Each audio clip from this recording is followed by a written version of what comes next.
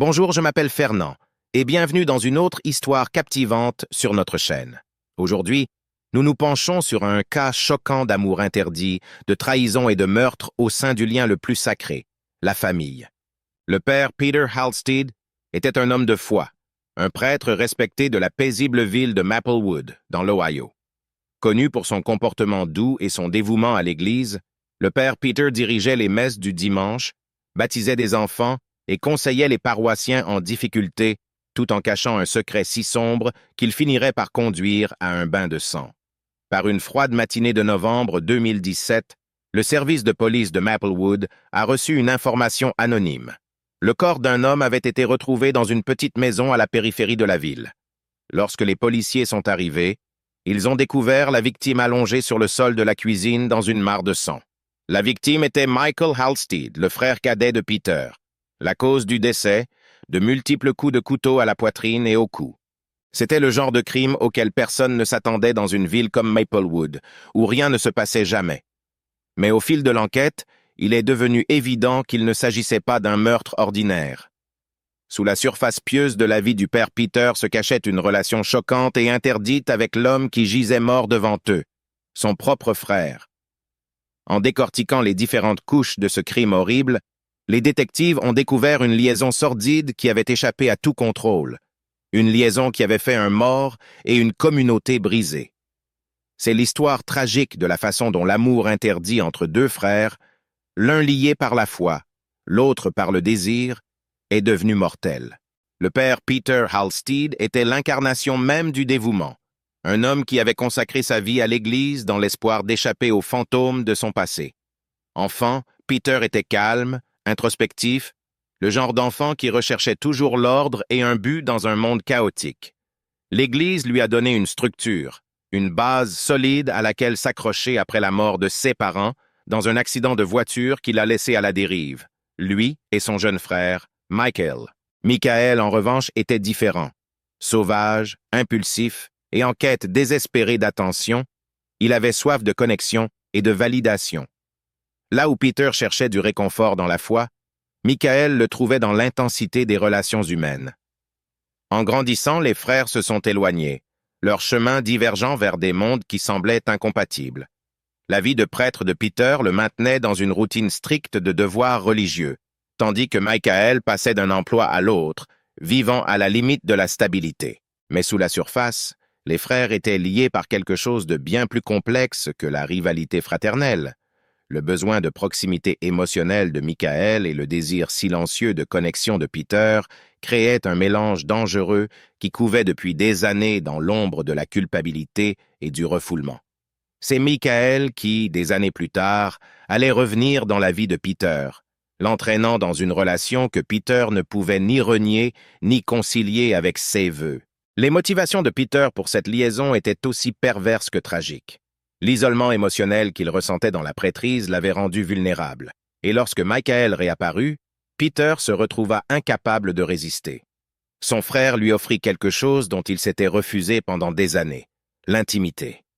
Mais ce n'était pas seulement la nature physique de leur relation qui captivait Peter, c'était aussi le lien émotionnel profond qu'il ressentait avec Michael.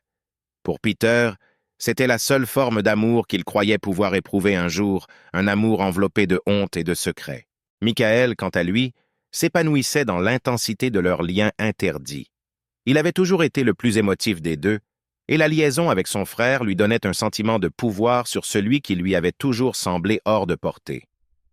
Michael se voyait comme la seule personne qui comprenait vraiment Peter, le seul qui pouvait briser l'apparence rigide du prêtre. Mais ce pouvoir s'accompagnait d'un côté plus sombre, l'instabilité émotionnelle de Michael. Son besoin désespéré d'amour de Peter se transforma en obsession, et bientôt la relation sombra dans un cycle toxique de désir et de ressentiment. La relation entre les frères devint une lutte constante entre l'amour et la haine, la culpabilité et le désir. Peter, rongé par le dégoût de lui-même, tenta de mettre un terme à cette liaison à plusieurs reprises, se repliant sur son rôle de prêtre. Mais à chaque fois, Michael le retira, manipula les émotions de Peter, menaçant de révéler leurs secrets s'il s'éloignait.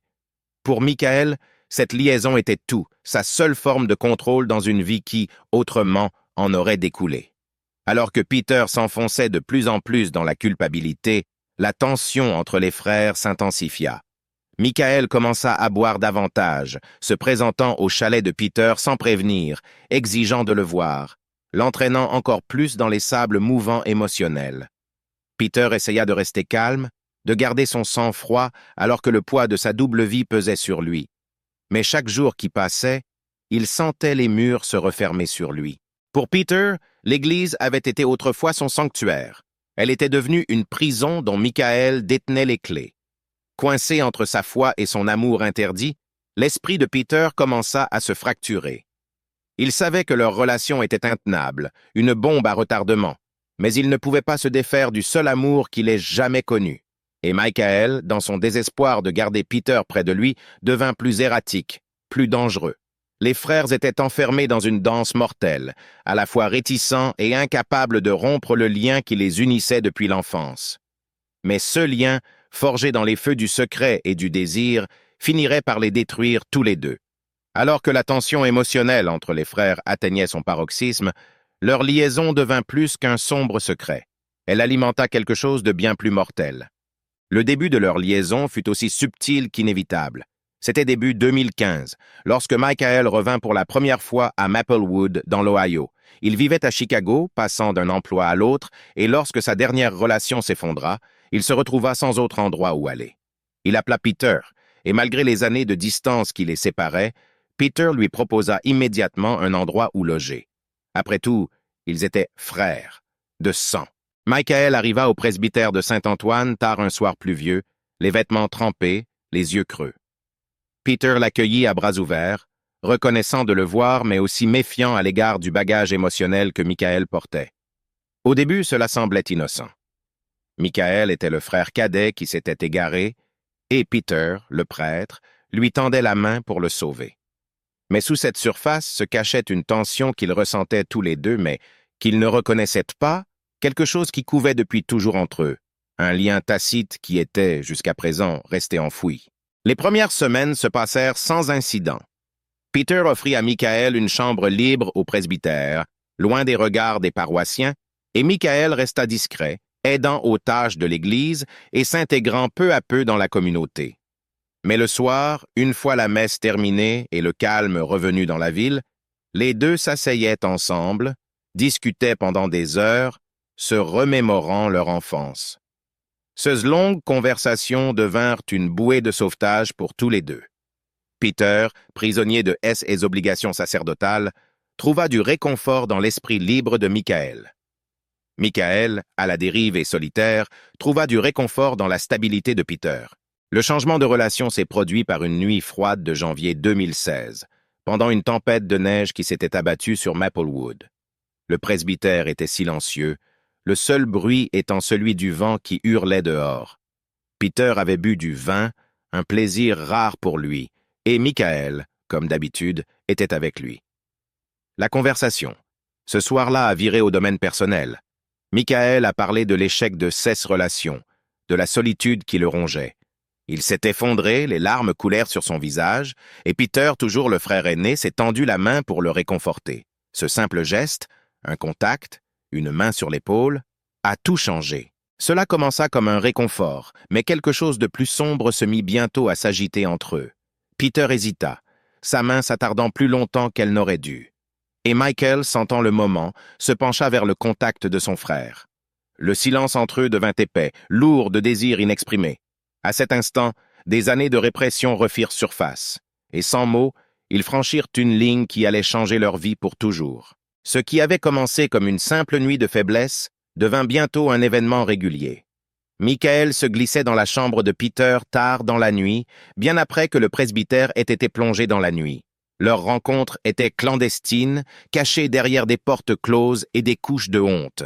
Chaque rencontre laissait Peter noyé dans la culpabilité, déchiré entre ses vœux à l'Église et l'amour illicite dont il ne semblait pas pouvoir se défaire. Michael, de son côté, semblait enhardi par leur secret, savourant le pouvoir qu'il détenait sur son frère aîné. Mais à mesure que l'hiver laissait place au printemps, le fardeau émotionnel commença à peser lourd sur Peter. Il commença à éviter Michael pendant la journée, se plongeant de plus en plus dans ses devoirs religieux. Il prêcha sur le péché et la rédemption, sachant très bien qu'il vivait au mépris des paroles mêmes qu'il avait prononcées. Ses prières devinrent plus désespérées, implorant Dieu de lui donner la force de mettre fin à cette liaison. Mais chaque fois qu'il essayait de se libérer, Michaël le ramenait à lui. Michaël, de son côté, commença à changer lui aussi. Ce qui n'était qu'un besoin désespéré de connexion se transforma en quelque chose de plus possessif.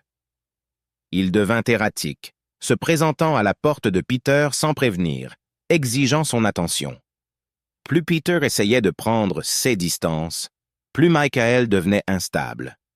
Il y eut des disputes, des échanges chuchotés et houleux tard dans la nuit, lorsque Peter essayait, une fois de plus, de mettre un terme à leur relation. Mais Michael ne voulait rien entendre.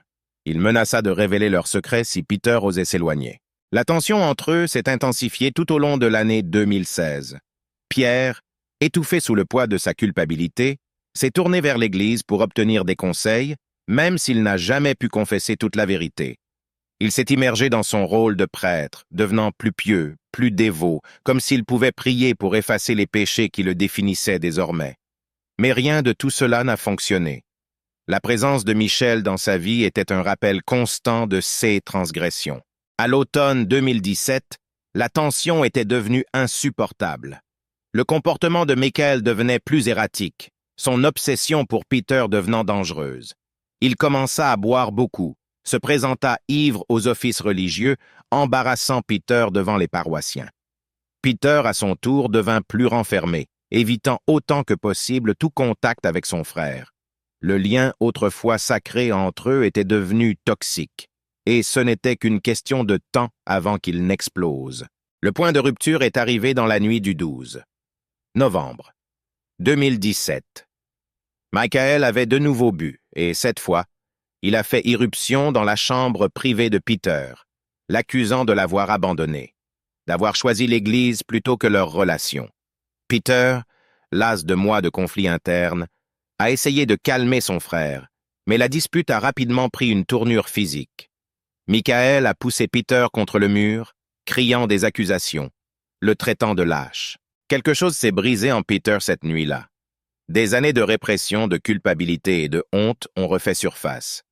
Dans un moment de rage aveugle, Peter a saisi un couteau de cuisine sur le comptoir voisin. La confrontation a tourné au drame, les deux frères se sont battus violemment. La pièce s'est remplie de bruits de poings, de grognements et du bruit sourd écœurant du couteau frappant la chair. Au moment où l'affrontement s'est terminé, Michaël gisait sur le sol de la cuisine, sans vie, son sang s'accumulant autour de lui. Peter se tenait au-dessus de son frère, le couteau toujours serré dans sa main tremblante, son esprit s'emballant avec la réalisation horrible de ce qu'il avait fait. Au fil des mois, la tension entre Peter et Michaël est devenue une chose vivante et respirante, épaisse et suffocante, comme une tempête qui se prépare juste au-delà de l'horizon. Peter, autrefois calme et discipliné, était en train de s'effondrer. Son visage était devenu émacié. Des cernes noires creusaient ses yeux. Le poids de cette liaison secrète le rongeait, lui tordait les entrailles à chaque sermon qu'il prononçait, à chaque prière qu'il murmurait. Il était un homme déchiré en deux, prêtre le jour, pécheur la nuit. Ses mains, autrefois fermes lorsqu'elles tenaient la Bible, tremblaient maintenant lorsqu'il tenait le rosaire. Il ne pouvait échapper au sentiment d'hypocrisie qui le hantait. Chaque mot qu'il prononçait devant ses paroissiens lui semblait un mensonge, un cruel rappel de la double vie qu'il menait. Physiquement, la pression commença à se faire sentir. La poitrine de Peter se serrait pendant la messe. Il respirait par à coups pendant qu'il récitait le Notre Père. Il évitait de regarder les fidèles dans les yeux, de peur qu'ils ne voient la culpabilité qui se cachait derrière son regard fatigué. Ces nuits blanches étaient remplies de visions de Michaël, leurs moments volés ensemble résonnant comme un disque rayé dans son esprit. La pièce, qui était autrefois son sanctuaire, ressemblait maintenant à une prison, chaque mur se refermant sur lui, l'étouffant sous le poids de son péché. Mais c'était l'effondrement de Michaël qui effrayait le plus Peter. Michaël n'avait jamais été stable. Ses émotions étaient brûlantes et froides, oscillant entre affection et colère. Au fur et à mesure que la liaison avançait, ses sautes d'humeur devenaient plus erratiques, plus dangereuses. Il devenait possessif. se présentait au presbytère sans prévenir, souvent ivre et agressif. Son rire devenait amer, ses paroles acerbes. Il commençait à s'emporter, accusant Peter de le cacher, d'avoir honte. « Tu es un lâche, Peter !» sifflait Michael, le souffle lourd d'alcool. « Tu crois que l'Église peut te sauver? Je sais qui tu es vraiment. » Les visites de Michael, autrefois intimes, devinrent conflictuelles. Il ne recherchait plus le réconfort auprès de Peter, mais le contrôle. Il exigeait son attention à toute heure, sa jalousie devenant incontrôlable. Michael n'en voulait pas seulement à l'Église, il en voulait à tous ceux qui lui prenèrent du temps, des pensées, loin de lui. Chaque fois que Peter hésitait, la rage de Michael grandissait. Il devenait une tempête d'accusations, sa voix résonnant dans les couloirs vides du presbytère au cœur de la nuit. Peter a essayé de le raisonner, de prendre du recul. Il a supplié Michael de garder ses distances, de le laisser réfléchir, de lui donner l'espace nécessaire pour exprimer ses sentiments. Mais Michael ne voulait pas l'écouter. « Tu ne peux pas me repousser comme ça, Peter !» a craché Michael lors d'une de leurs confrontations nocturnes. Ses yeux étaient fous. Des ombres sombres rampaient sous eux après trop de nuits blanches. « Tu m'appartiens. Tu l'as toujours été. » La frontière entre amour et obsession devint floue jusqu'à ce que Peter ne reconnaisse plus le frère qu'il avait juré de protéger. Chaque coup frappé à sa porte lui retournait l'estomac. Chaque texto ou appel téléphonique de Michael mettait ses nerfs à vif. Ses mains transpiraient, son cœur battait fort, la peur le serrait comme un étau. Et si Michael venait à l'église? Et s'il révélait leur secret à toute la congrégation? La peur le paralysait, mais Peter était trop plongé dans son cœur pour l'arrêter. La présence de Michael n'était plus seulement une source de culpabilité, elle était devenue une menace. Plus Peter essayait de s'éloigner, plus Michael devenait agressif. Leur conversation, autrefois pleine de souvenirs partagés et de chaleur, était désormais remplie d'accusations amères et de paroles venimeuses. Michael se moquait de l'hésitation de Peter, le défiant de mettre un terme à leur relation, sachant pertinemment que Peter n'en serait pas capable. « Tu crois que Dieu va te pardonner pour ça ?» se moqua Michael un soir. « Tu es aussi sale que moi. » La tension entre eux était-elle un fil électrique qui claquait et créait des étincelles à chaque interaction. Peter se sentait piégé. Piégé par sa foi, piégé par ses désirs, piégé par Michael. Et plus il se sentait piégé, plus Michael devenait dangereux. Chaque rencontre poussait Peter plus près du bord du gouffre, et il savait que ce n'était qu'une question de temps avant que quelque chose ne se brise. L'air entre eux était devenu instable, électrique sous la menace de la violence, et Peter pouvait sentir la tempête se former, ces nuages noirs se rapprochant de plus en plus. La rupture finale était inévitable. 12 novembre 2017. Il était tard passé minuit, et le presbytère baignait dans un silence inquiétant. Dehors, le vent hurlait à travers les branches nues, claquant contre les fenêtres comme pour avertir de ceux qui allaient arriver. L'air à l'intérieur était étouffant de froid, mais le vrai froid venait de l'intérieur. Le père Peter Halstead était assis à son bureau. La faible lueur de la lampe projetait de longues ombres à travers la pièce. Ses mains tremblaient, tandis qu'il feuilletait sa Bible, ses yeux parcourant des mots qu'il ne pouvait plus ressentir. Chaque verset, chaque promesse de salut lui semblait creux. Il essayait, en vain, de se perdre dans les Écritures, de noyer le bruit de ses propres pensées. Mais elles étaient là, omniprésentes, rongeant son esprit comme une plaie purulente qui refusait de guérir. Il n'avait pas vu Michael depuis 2 jours bénis de silence, et pendant un bref instant, Peter s'autorisa à espérer que Michael avait peut-être finalement abandonné. Peut-être était-il passé à autre chose. Avait-il trouvé la paix quelque part, loin d'ici? Mais au fond, Peter savait qu'il n'y avait rien de tel. Michael n'était jamais du genre à laisser les choses aller. Et ce soir, cette vérité allait s'écraser sur les murs que Peter avait désespérément essayé de construire autour de lui. À minuit 45, la porte du presbytère s'ouvrit brusquement, faisant sursauter Peter dans sa prière. Son cœur bondit dans sa gorge et, instinctivement, il sut qui c'était. Michael entra dans la pièce en titubant, ses pas lourds et irréguliers, l'odeur de l'alcool dans son haleine. Ses vêtements étaient ébouriffés, ses cheveux emmêlés de sueur, il puait la colère, le désespoir. « Peter !» La voix de Michael était pâteuse mais chargée de fureur. Il se précipita en avant, les yeux fous, fixés sur Peter comme s'il était la source de tous les maux de sa vie. « Où étais-tu? Tu m'évitais encore? » Peter se leva, le corps raide de tension. Son pouls s'accélérait. Ses paumes luisaient de sueur. « Michael, » dit-il doucement, essayant de garder une voix calme. « Tu dois partir. Ce n'est pas le moment. »« Ne me dis pas de partir !» hurla Michael, les poings serrés, le visage rouge de rage. Il fit un autre pas en avant, réduisant la distance entre eux. « Tu penses que tu peux juste me laisser dehors? Après tout ça, tu penses que je vais juste disparaître? » Peter déglutit difficilement, la peur lui piquant la nuque. Il sentit la pression monter, comme un barrage sur le point de rompre. « Je te l'ai dit, Michael, ça doit finir. On ne peut pas continuer comme ça. »« Finir ?» cracha Michael, les yeux brillants de fureur. « Tu n'as pas le droit de décider de ça.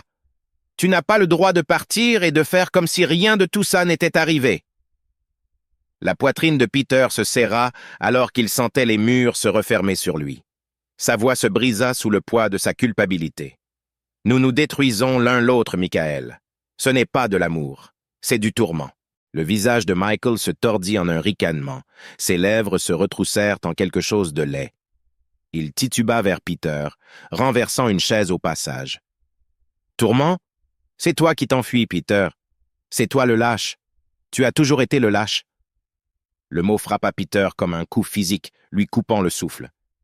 Il l'avait entendu tant de fois, mais ce soir il portait un poids qui l'étouffait. Ses poings se serrèrent à ses côtés, son corps tremblant sous l'effort pour rester calme. « Michael, s'il te plaît, » murmura Peter, le désespoir s'insinuant dans sa voix. « Tu es saoul. Tu ne sais pas ce que tu dis. » Mais Michael ne l'entendait pas. Sa colère était un feu qui brûlait de façon incontrôlable. « Tu es pathétique, Peter !» cria-t-il, la voix brisée. « Tu te caches derrière ta Bible, derrière cette église. Tu crois que ça fait de toi un saint? Tu crois que ça fait de toi un meilleur que moi? » Il était à quelques centimètres de Peter maintenant, assez près pour que ce dernier puisse sentir l'odeur âcre de l'alcool dans son haleine, assez près pour qu'il puisse sentir la chaleur irradiée par la rage de Michael. Et à cet instant, Peter vit quelque chose dans les yeux de son frère qui le terrifia, quelque chose de dérangé, de violent. « Je t'ai tout donné, Peter », siffla Michael, sa voix basse, presque un grognement. « Et tu vas me jeter comme si je n'étais rien ?» Le cœur de Peter s'emballa, son pouls battait fort dans ses oreilles. Il fit un pas en arrière, le corps tremblant. « Tu n'es pas rien, Michael », murmura-t-il d'une voix à peine audible. « Mais je ne peux plus faire ça. » Ce mot, je ne peux plus faire ça, semblèrent allumer quelque chose en Michael. Son visage se tordit de fureur, et avant que Peter ne puisse réagir, Michael se jeta sur lui, le poussant violemment contre le mur. La force lui coupa le souffle, sa tête heurta le plâtre dur. Il haleta, essayant de reprendre pied, mais Michael était sur lui, ses poings martelant la poitrine de Peter, ses mots venimeux. « Tu penses que tu es si vertueux? Tu penses que tu peux simplement t'en aller ?» cria Michael, ses poings se balançant sauvagement. Peter tendit instinctivement les mains pour tenter de parer les coups. Mais la pièce tourna autour de lui. Sa vision se brouilla. Dans le chaos, sa main effleura quelque chose de froid, quelque chose de tranchant. C'était le couteau de cuisine qu'il avait utilisé plus tôt pour couper du pain. Ses doigts s'enroulèrent autour du manche, son souffle devenant saccadé lorsqu'il sentit l'acier froid contre sa paume. « Michael, arrête !» hurla Peter, sa voix brisée par le désespoir. Mais Michael ne s'arrêta pas. Ses poings continuèrent à voler, sa rage l'aveuglant sur tout le reste. Et puis, c'est arrivé. D'un mouvement terrible et instinctif, Peter frappa, le couteau fendant l'air entre eux. Pendant un instant, tout sembla se figer. Le bruit du vent dehors, les souffles rauques entre eux, l'espace entre la vie et la mort. Michael trébucha en arrière, les yeux écarquillés par le choc. Il porta les mains à sa poitrine, où le sang commençait déjà à couler, sombre et épais, à travers sa chemise. Il regarda Peter, la confusion obscurcissant ses yeux, comme s'il ne comprenait pas vraiment ce qui venait de se passer. Peter lâcha le couteau, ses mains tremblant de manière incontrôlable. Il respira par à-coups, son esprit vacillait alors que Michael s'effondrait au sol, la vie le quittant à chaque seconde qui passait. Et dans le silence qui suivit, le monde de Peter se brisa. C'était un matin froid de novembre lorsque le petit service de police de Maplewood reçut un appel. Le père Peter Halstead lui-même composa le 911, peu après 2. Heure du matin, la voix tremblante tandis qu'il murmurait les mots « Mon frère est mort. Je l'ai tué. » La police arriva quelques minutes plus tard, leur lumière clignotante trahissant le silence de la nuit. L'inspecteur Julia Reese, une vétérante dotée d'un instinct aiguisé et d'une approche méthodique, dirigea l'équipe. Elle trouva Peter assis dans la cuisine, le visage pâle, les mains encore tachées de sang. Non loin de là, le corps de Michael gisait étendu sur le sol, une seule blessure profonde au couteau dans la poitrine. Le couteau de cuisine que Peter avait utilisé était sur le sol à côté de lui, maculé de sang. Reese a immédiatement sécurisé les lieux, ordonnant à son équipe de mettre le couteau dans un sac et de prendre des photos sous tous les angles. La cuisine était en désordre. Les meubles renversés, la croix accrochée au mur gisait brisée sur le sol, une indication claire d'une lutte violente. Mais quelque chose dans le comportement de Peter, son regard vide, a frappé Reese comme étant différent.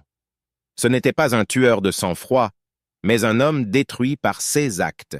Tandis que les enquêteurs fouillaient la zone, Reese commença à reconstituer les événements de la nuit. Les mains de Peter furent prélevées pour y trouver du sang et des empreintes digitales, et ses vêtements soigneusement emballés pour analyse.